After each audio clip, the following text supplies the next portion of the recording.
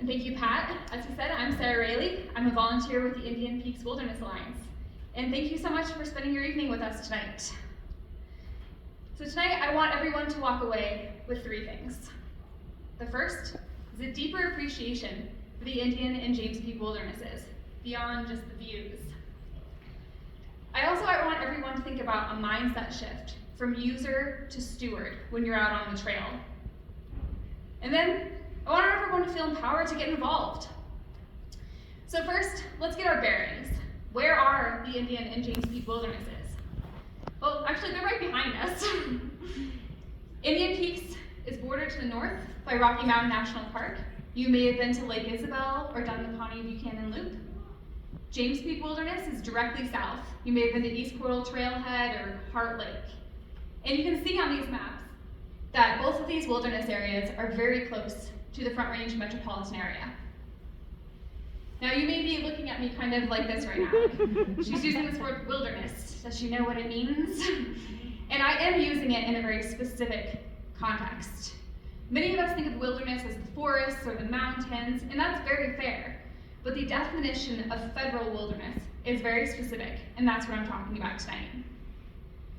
The Wilderness Act of 1964 defines wilderness as an area where the earth and its community of life are untrammeled by man, where man himself is a visitor who does not remain. Now it's important to acknowledge this is a modern construct. Native peoples lived in this area, but they managed a much better balance with the land. The Wilderness Act sets the standard for the future. Another line I love from the Act is that wilderness provides outstanding opportunities for solitude. So why does this matter? Designating an area as wilderness protects it and everything that calls it home from modern development.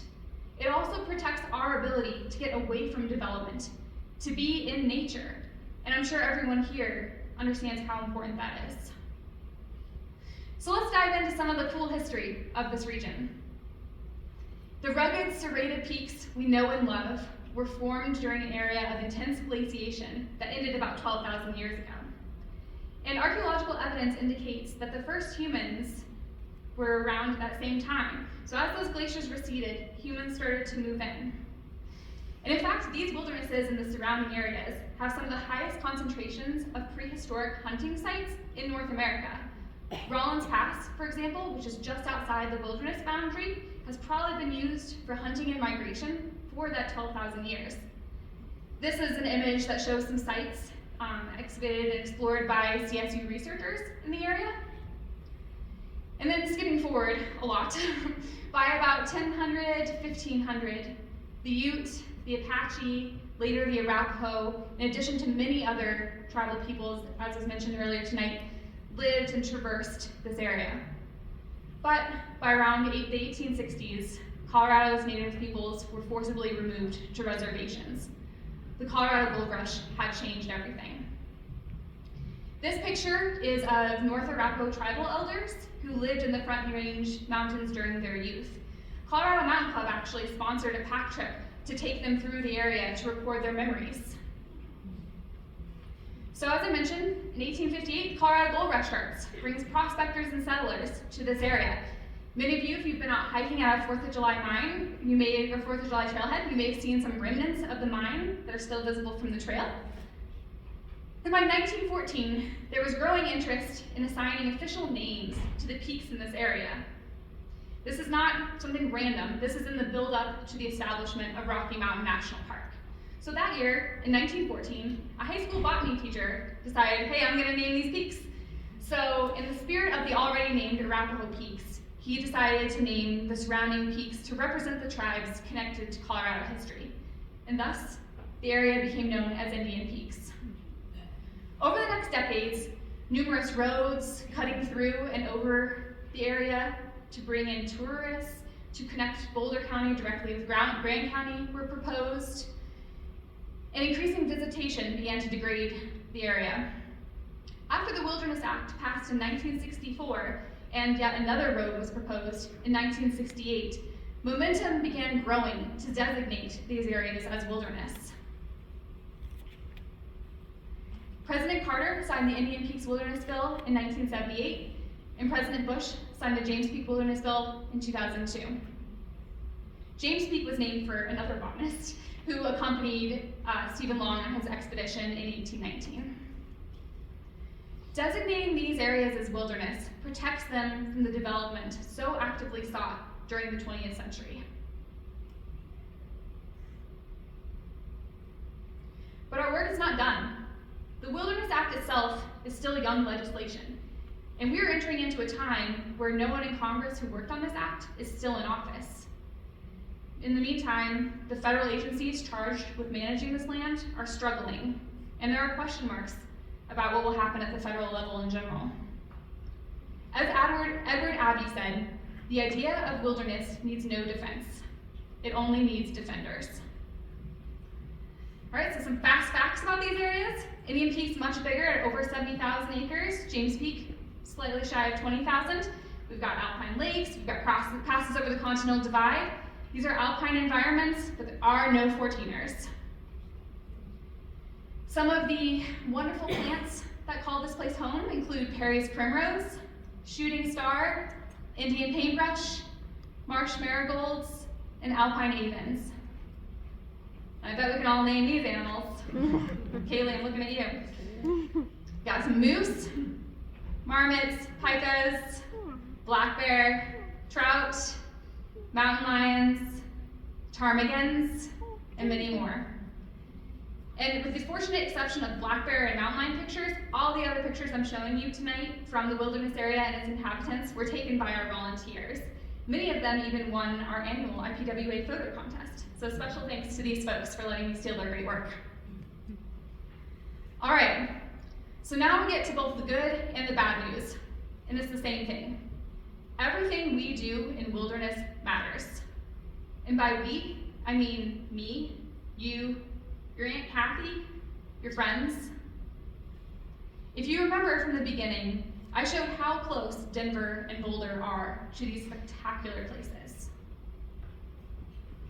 The number of people IPWA volunteers has been encountering on the trails is rising.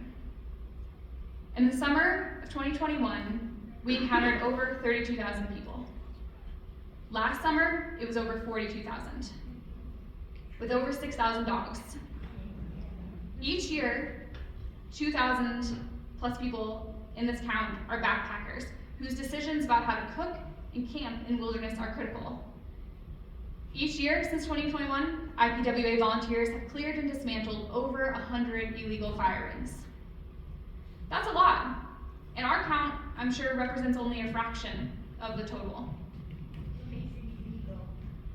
If you ever wondered why there are so many rules and regulations here, permit requirements, leash laws, prohibitions on campfires and mushroom harvesting, it's because of this heavy usage. Now, I'm not here to scare anyone away from these places. I love them so much, and I love being in them. I truly hope all of you love them as much as I do. So I like to look at the good side of this coin. How often in life do we feel like the small actions we take, the decisions we make, truly matter? How often do we have agency over something we care about so much? Every time we enter wilderness, we make a difference. It's up to us whether it's a good one. But rather than feeling daunted by this, which is a little heavy, I know, let's feel inspired. The wilderness that has come to us out of the eternity of the past, we have the boldness to project into the eternity of the future. This quote is from Howard Zahnizer, one of the architects of the Wilderness Act. So now that we're feeling inspired, let's talk tactics a little bit. How can we make a difference on an individual level?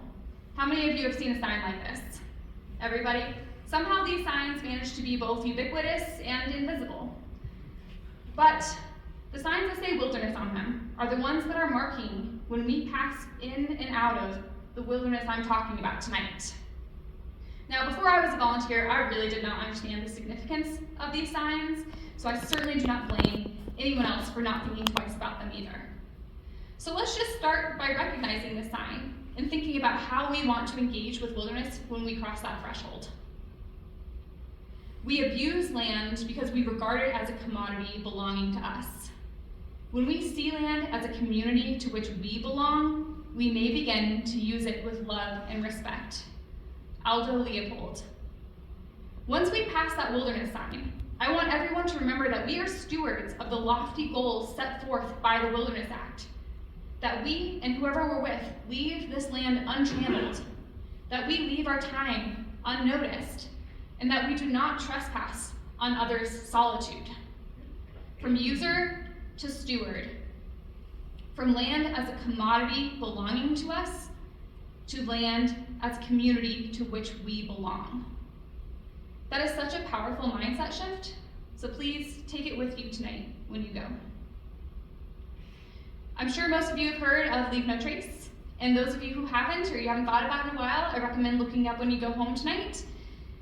Leave No Trace outlines 7 principles to help us minimize our impact on the land, the wildlife that live in it, and on each other. So I recommend checking it out once more. All right.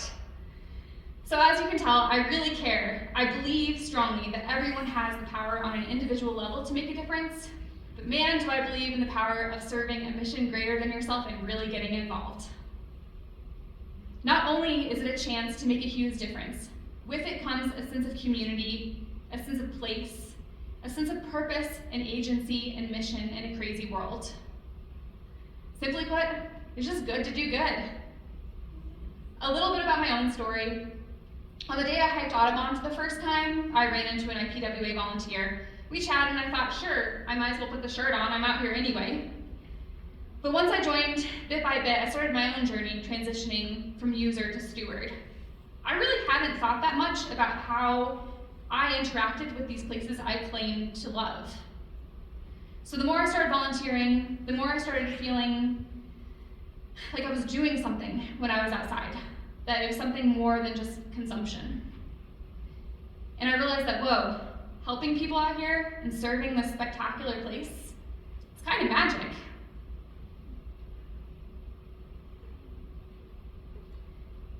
After the designation of Indian Peaks Wilderness in 1978, it became clear that this area was going to need more help.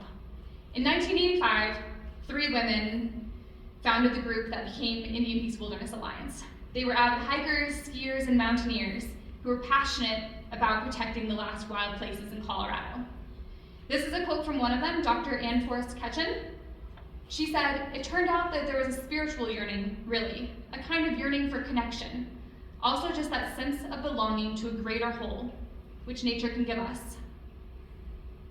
Today, IPWA works to protect and preserve the Indian and James Peak wilderness areas. Our public lands and the federal agencies managing them need our help more than ever. Last year, our volunteers had nearly 3,500 meaningful interactions with members of the public on the trail. We help people out there, we report on trail conditions, handle down trees, do trail work, provide scholarships for alpine research, and work closely with our U.S. Forest Service partners. Talk about opportunities to make an impact. We'd love to talk to you more, so please find us at our table, out in the front, or send us an email if you'd like to volunteer. I'd encourage everyone to take a picture of this slide so you have our contact information handy. And I believe I may have a minute or 2 for questions, but I think we can also handle those 2 at the table later. So if anyone has a question now, let me know. All right, and with that, thank you for your time tonight. It's been an honor to share IPWA's work with you.